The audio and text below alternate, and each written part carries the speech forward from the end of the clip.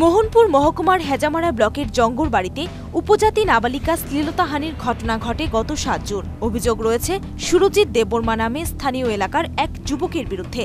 কিন্তু আশ্চর্যজনক বিষয় হল, ঘটনার ৭ দিন অতিক্রান্ত হওয়ার পরেও অভিযুক্তকে গ্রেফতার করেনি পুলিশ। তবে অভিযুক্তকে গ্রেফতারে পুলিশের এই অনীহা নিয়ে স্থানীয়দের মধ্যে উঠছে নানান প্রশ্ন।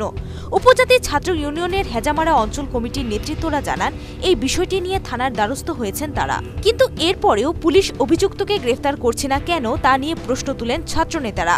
ছাত্রনেতাদের বক্তব্য, অভিযুক্ত সুরজিৎ দেববর্মাকে যদি অবিলম্বে গ্রেফতার করা না হয় তবে বৃহত্তর আন্দোলনে নামবে তারা।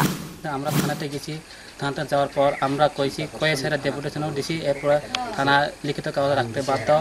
আমরা চাই, আমরা সংগঠন চাই যাতে এই অপরাধীদের তাদের অতিরিক্ত শক্ত অপরাধীদের অতিরিক্ত শাস্তি দেওয়া, এবং যদি শাস্তি না দেওয়া আমরা বৃহত্তর আন্দোলন যাব। যদিও পুলিশের বক্তব্য, আন্ডার সেকশন ৩৫৪B ৪৫৭ ধারায় মামলা লিপিবদ্ধ করে তদন্ত চালিয়েছে তারা।